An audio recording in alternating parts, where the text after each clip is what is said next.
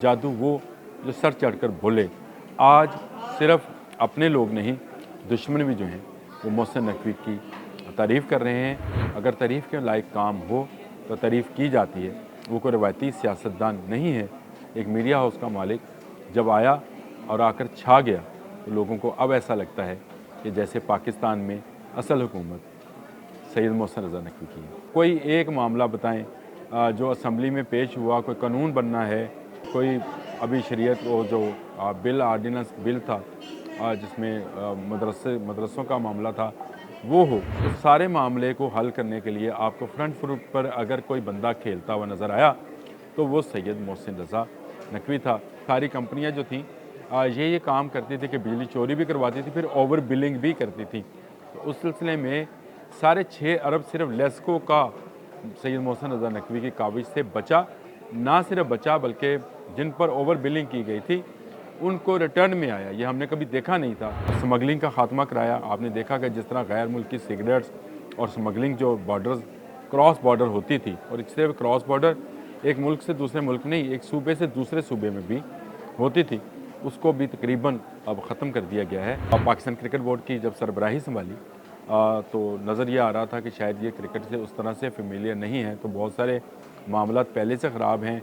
Team के अंदर group बंदी है, पाकिस्तान को चैम्पियंस ट्रॉफी का इनकाद कराना है, हमारे स्टेडियम्स अपग्रेड नहीं हुए। आज भारत के चैनल्स, भारत के स्पोर्ट्स क्रिटिक्स जो हैं इस बात पर वेवेला कर रहे हैं कि सैयद मोहसिन रज़ा नकवी ने मोदी सरकार को पछाड़ दिया है। बिस्मिल्लाहिर्रहमानिर्रहीम। बोलते कालम के साथ मैं आमिर रज़ा खान। और मुनीर नियाज़ी का एक शेर बार बार मेरे जहन में आ रहा है कि मुनीर, इस मुल्क पर असेब का साया है या क्या है कि हरकत तेज़ तर है और सफ़र आहिस्ता आहिस्ता। यही असेब का साया था।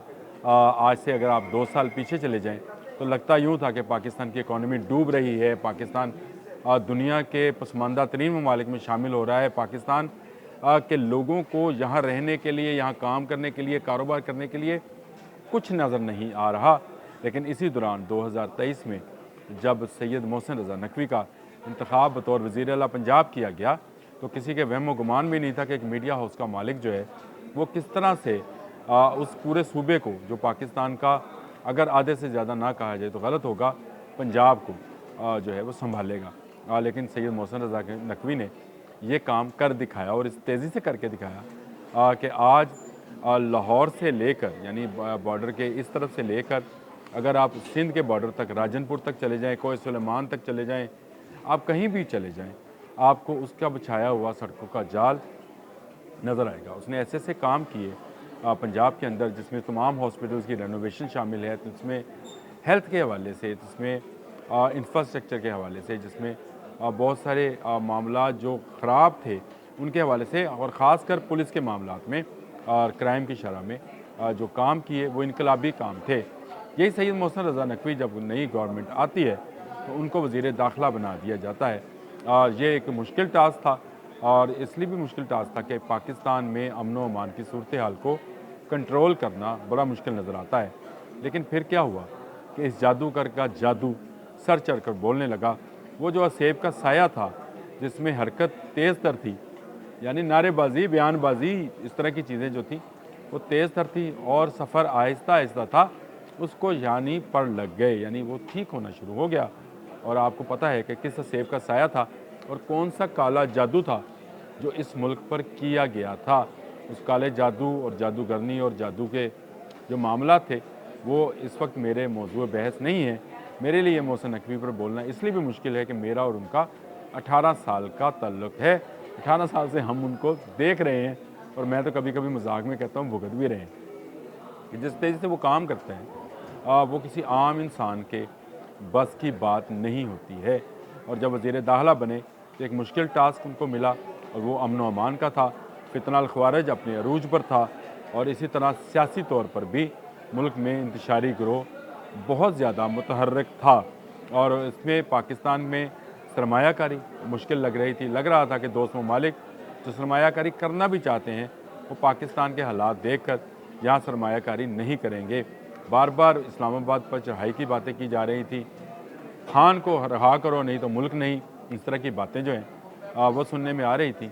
लेकिन सैयद मोहसिन रज़ा नकवी ने ये सारे मामलात को इस खूबसूरती से हैंडल किया कि कोई इस्लामाबाद भी आया तो जब वापस गया तो भागता हुआ, दौड़ता हुआ वापस गया, चलता हुआ वापस अपने कदमों पर नहीं जा सका। कोई गायब हो गया, कोई भाग गया और ख़ुद में वो लड़ते रहे कि तुम पहले भागे थे कि मैं, यानी वो भागने में जो सब्र था वो उन पर लागू होता है। इसी तरह बैरून मुल्क के दौरे किए सैयद मोहसिन रज़ा नकवी ने और बहुत सारे ममालिक से जिनके साथ हमारे पहले भी दोस्ताना मरासिम थे और मज़ीद दोस्ताना मरासिम को गहरा किया। यहाँ पर फैसिलिटेशन की बात की जाए तो FIA को मुतहर्रिक किया और अरबों रुपए की बिजली चोरी पकड़ी। जी हाँ, ये पहले आपकी जो कंपनियाँ थी लेस्को, मैपको, फेपको, हैपको, ये सारी कंपनियाँ जो थीं ये काम करती थी कि बिजली चोरी भी करवाती थी, फिर ओवर बिलिंग भी करती थी। तो उस सिलसिले में 6.5 अरब सिर्फ लेस्को का सैयद मोहसिन रज़ा नकवी की काविश से बचा। ना सिर्फ बचा बल्कि जिन पर ओवर बिलिंग की गई थी उनको रिटर्न में आया। ये हमने कभी देखा नहीं था कि हमारे बिलों में चोरी शुदा यूनिट जो थे, जो लेस्को वाले खा जाते थे, वो वापस आए हों। लेकिन हम उसके ख़ुद इस बात के आई विटनेस कहना चाहिए कि हैं कि वो बिल वापस हुए। पासपोर्ट ऑफिस की तरफ गए तो पासपोर्ट ऑफिस से जो एजेंट माफिया, आप कभी पासपोर्ट बनवाने जाएं, मैं गया था तो मुझे ख़ुद एक एजेंट की जो है सहूलत हासिल करना पड़ी थी, क्योंकि उसके बगैर आप उन लाइन्स में उन लोगों को, वो आपको एंटरटेन ही नहीं करते हैं और आपके घंटों ज़ाया होते हैं। लेकिन एजेंट माफिया से आप मिलें, वो रखे इसीलिए जाते हैं कि यहाँ हम लेट कराएंगे, आप बंदा लेकर आएंगे, 1000, 2000, 3000 जितना पैसे हैं वो देंगे। वहाँ से पाक किया। इसके बाद नादरा की तरफ आ गए। अब ये सारे महकमा दाखिला के मामला थे। नादरा में भी फैसिलिटेशन सेंटर्स जो हैं, कराची से लेकर पेशावर तक, वो कहते हैं खैबर से कराची तक पूरा पाकिस्तान है, तो पूरे पाकिस्तान में नादरा फैसिलिटेशन सेंटर्स जो हैं वो बना दिए। इंफ्रास्ट्रक्चर की बात की जाए तो लाहौर का, तो पंजाब का मैंने आपको पहले जिक्र कर दिया। इस्लामाबाद में जहाँ पर असेब का असल साया है था, यानी अब तो वो निकल गया, जादूगर ने निकाल दिया उस असेब का साया, वो सारा ख़त्म हो गया। 45 दिन में एक अंडरपास कंप्लीट हो जाता है। किसी के वहम गुमान में भी नहीं था, लेकिन हमें ये पता था, हमें ये अंदाज़ा था कि हमारा यहाँ 1 किलोमीटर लंबा पाकिस्तान का सबसे बड़ा फ़्लाईओवर जो है अकबर चौक फ़्लाईओवर कहलाता है, ये वो 100 दिन में मुकम्मल हो गया। तो ये तो 45 दिन में अंडरपास बना। और अभी सरीना चौक वाला जो अंडरपास है वो भी अपनी मुकर्रर मुअय्यना मुद्दत से पहले मुकम्मल हो रहा है। और उसकी वजह पता क्या है? उसकी वजह यह है कि सैयद मोहसिन रज़ा नकवी न सोता है न सोने देता है, और काम अगर उसके ज़िम्मे में हो जाए तो फिर वो उस काम के ज़िम्मे हो जाता है, और उसको जब तक पाया तक मील तक नहीं पहुँचाता नहीं होता। अगर सियासी मामलात की बात देखें तो कोई एक मामला बताएं जो असम्बली में पेश हुआ, कोई कानून बनना है, कोई अभी शरीयत वो जो बिल आर्डिनेंस बिल था जिसमें मदरसों का मामला था वो हो, आपकी आइनी इस्लाहात हों, जजेस का मामला था जो अदालत में पेश हुआ, आइनी अदालत बनने का मामला आया, उस सारे मामले को हल करने के लिए आपको फ्रंट फुट पर अगर कोई बंदा खेलता हुआ नज़र आया तो वो सैयद मोहसिन रज़ा नकवी था। और इससे डिप्लोमेटिक इनक्लेव वाले भी खुश हैं कि वन विंडो ऑपरेशन उन्होंने शुरू कराया, जिससे अब बैरून मुल्क से आए हुए यहाँ पर सफारतकार, उनका अमला और स्टाफ जो है बहुत खुश है।